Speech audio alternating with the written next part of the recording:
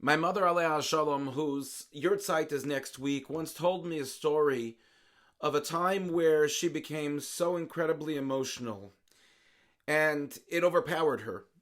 And this experience was when she was sitting in the waiting room of a hospital, the place where all of the people who have family members in surgery wait for the doctors to come out to report about the success of the surgery.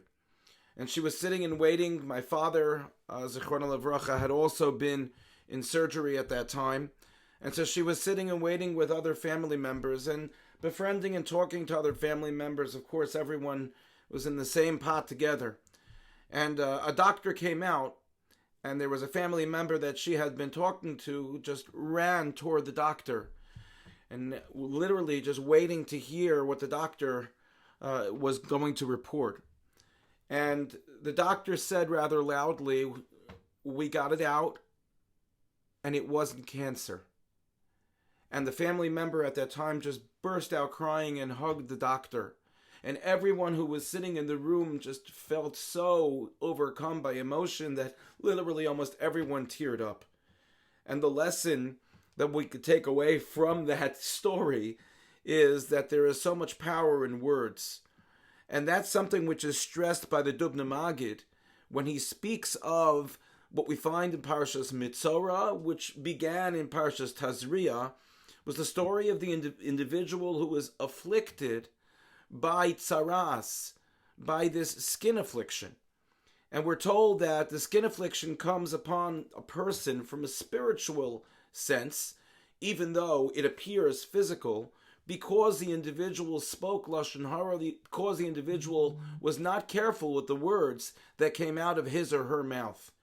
And as a result, it was the koach, the strength of dibur, of speech, of the kohen, who would determine whether the person was tahor, was pure, or tameh, impure.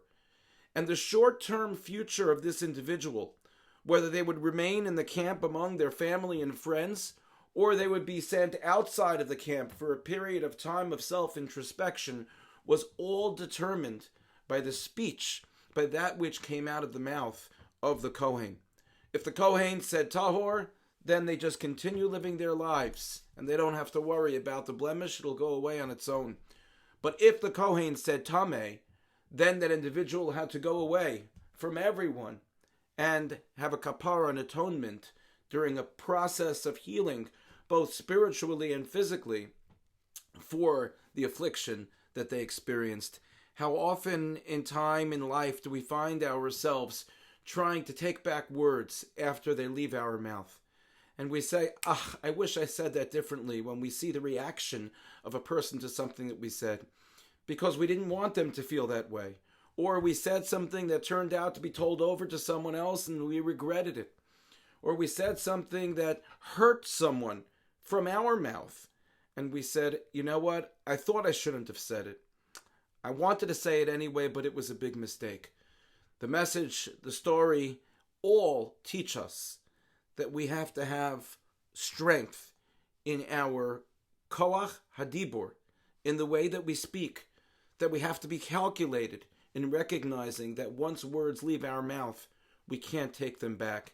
And if so, if we are able to calculate and be careful, then ultimately we will not only save others from being hurt, but we'll be able to preserve our own sense of purity on a spiritual level by only speaking good and preventing ourselves from hurting others.